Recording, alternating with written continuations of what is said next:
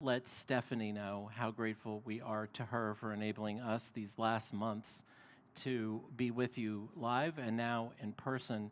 I want to give a shout out to Carol and Kenny Seidberg. Many people know, but some people don't know, we've been doing live stream services for about 5 years.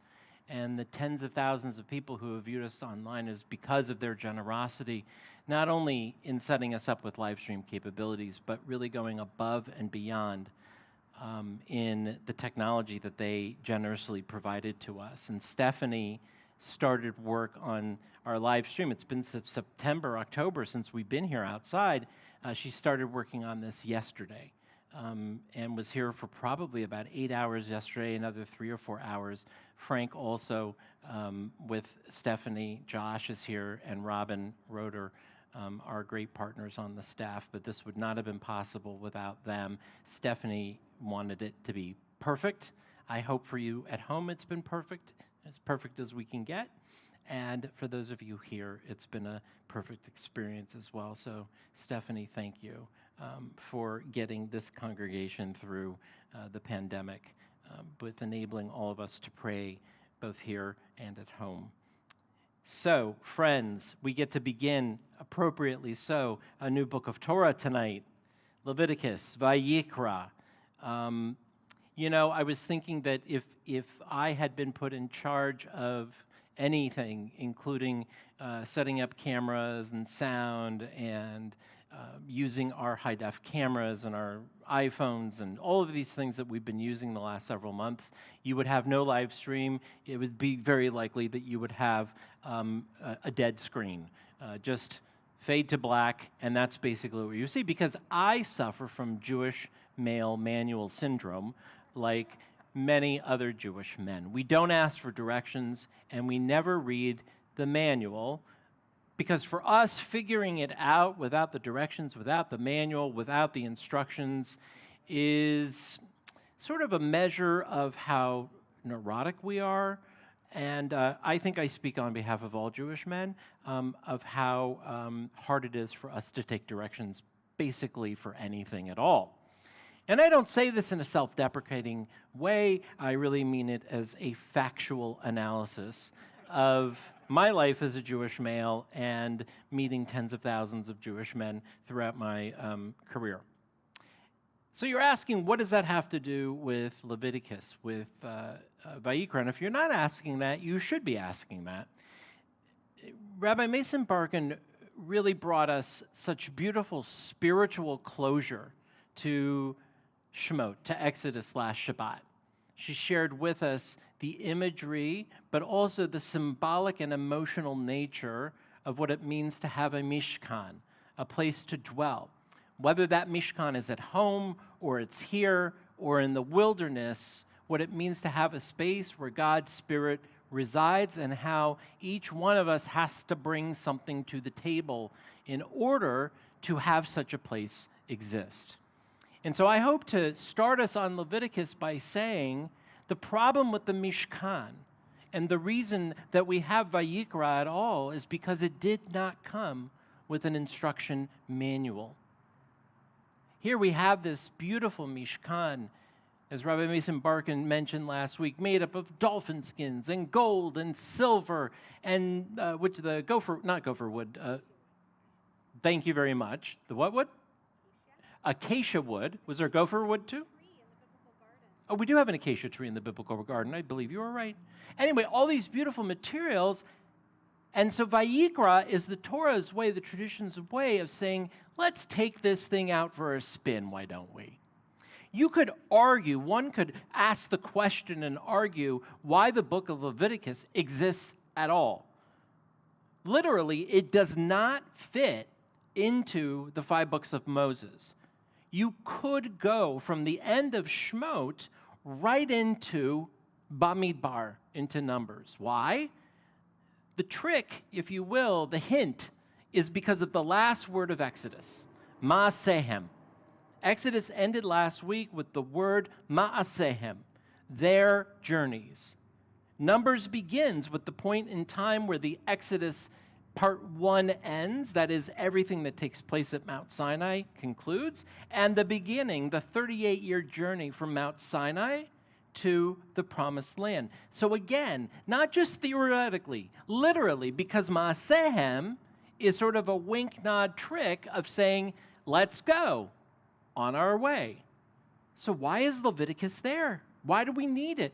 Why is this middle central book of the Torah so important? Well, I already said, maybe it's because they wanted to take the Mishkan out for a spin and they needed instructions on how to use it. And the question was, were they or were they not going to follow this instruction? Why do we need Leviticus?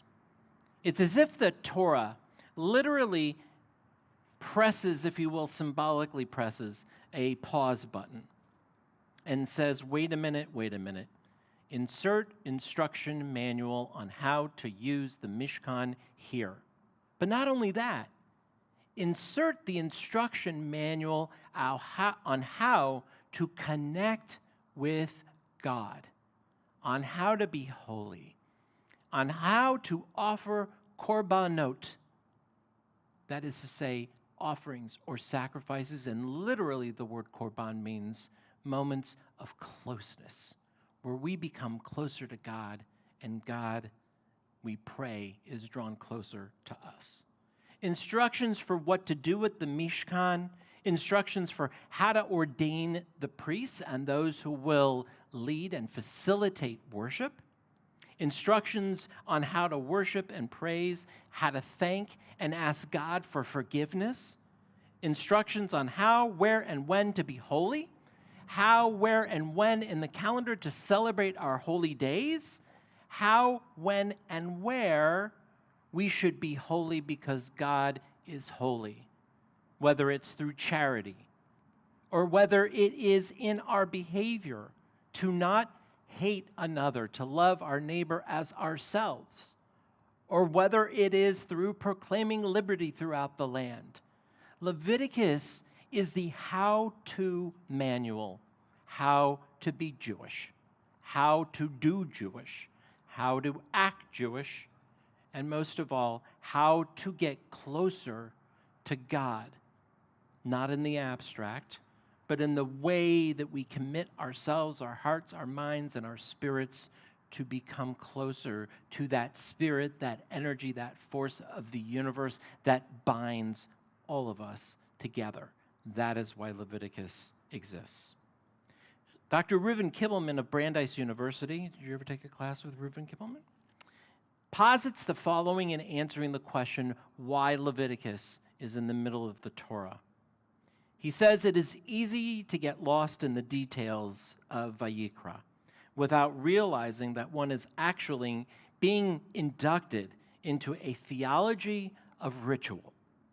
The theology of Leviticus uses this cult to promote the idea that God is above and beyond the reach of all forces of the world except for one, humanity. Leviticus believes that divine accessibility is coordinated with human behavior. It's not just Moses having that dance that we referred to a few weeks ago with God. It is each one of us. We have the power, he continues, the power through the morality of our behavior to make God immanent or transcendent. Divine intimacy, korban, closeness with humanity depends upon the quality of human action. God is a fixed point representing the ideal of creation, the ideal of the beauty and grandeur of that creation, the ideal of peace, the ideal of love, the fixed point. It is us, human beings, that must transcend our own limitations, our own selves, in order to draw close. I know that many Jews throughout the world have been struggling with Jewish ritual without community. The first of the sacrifices, the korbanot in Vayikra, are individual sacrifices, the burnt offering, the sin offering, the guilt offering. but it is the last offering mentioned in this parsha, the tamid, which is communal. And so it would seem obvious that Jewish ritual is a little bit safer with a group, with a community. There is safety in numbers. I don't think, though, that people are just struggling with Jewish ritual right now, with the rituals of Judaism, but with the idea that ritual as a religious observance is just as important as rituals, which identify us as part of the Jewish people. Perhaps that idea that Leviticus is the inserted here manual teaches us something. If Exodus is all about the narrative of our becoming the Jewish people at Mount Sinai with a shared story and a shared history and a moral and universal code of morality, then Leviticus is more about the birth of the Jewish soul, the Jewish religion, which is particular to the Jewish people. Because Judaism, after all, is not a religion. We are a peoplehood. But this pause, this book of Leviticus, creates for us religious expression, religion as Judaism. Leviticus is a reminder, reminding us that we are particular people with particular observances, rituals, and rites that are meant to create holiness and connect us to God. Yet in this last year, ironically, without the community, without safety in numbers, without other Jews around us to pray with and to partake in Jewish rituals as lighting Shabbat candles, of singing Shabbos melodies, of reading the liturgy, there's been a heightened awareness of the power of Jewish ritual is salvific, is saving us.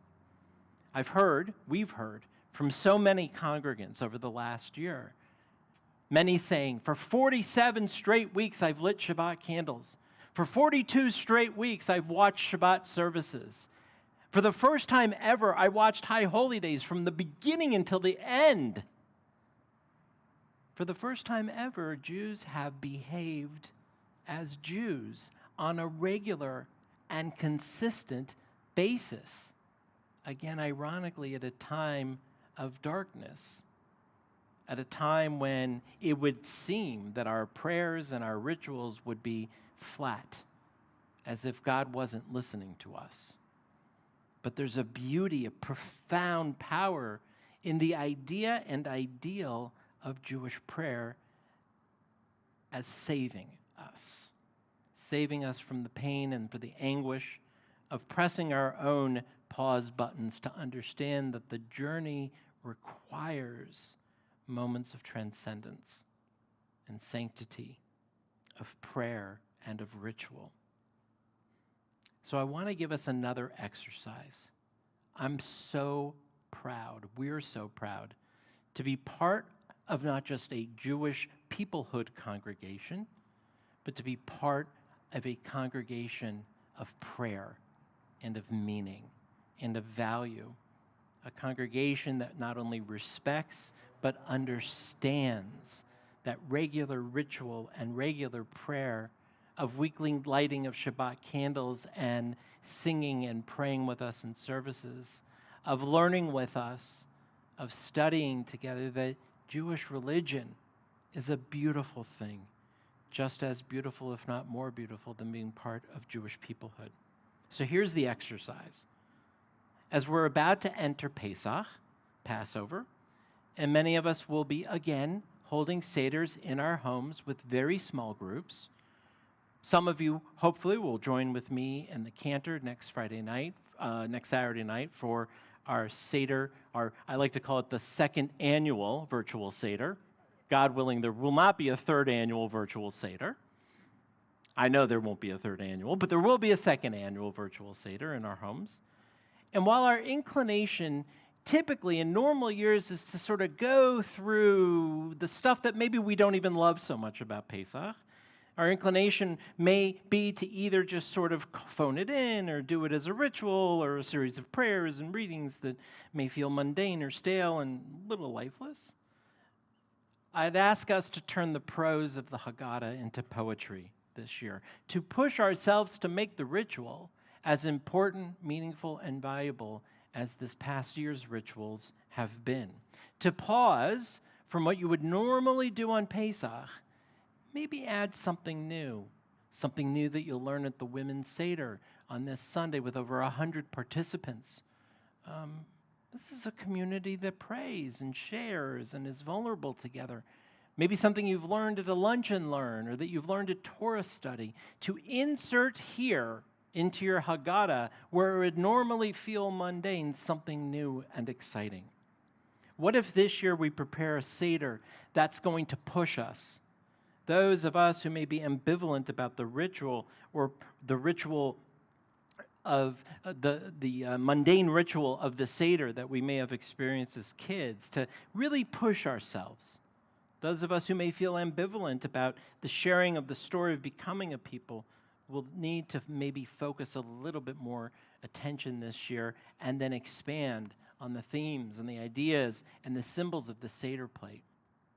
And I think, as I suggested last year at our online Seder, that we do need to consider inserting an 11th plague into the story of the 10 plagues.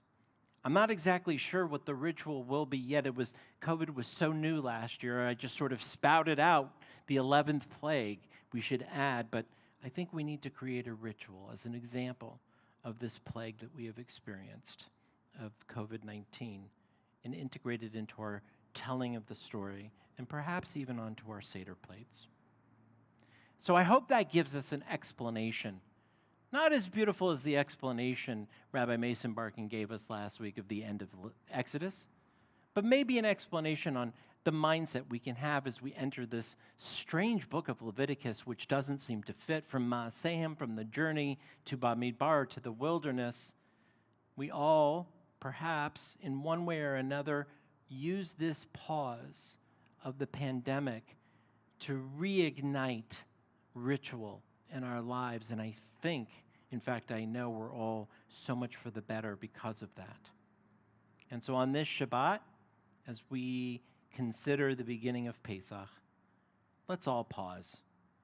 I know you've had enough pausing, but this is a Jewish pause. It's a good pause. Let's pause like our Torah portion, like our Book of Leviticus, for a moment of holiness, of creative synergy and meaning for ourselves through the rituals and narratives that we celebrate as Jewish people and as Jews of religion, in order to continue as participants in the ongoing story and saga of the people of Israel, of the Jewish people, and the ongoing story of our partnership with God in the further creation of the world. Shabbat Shalom.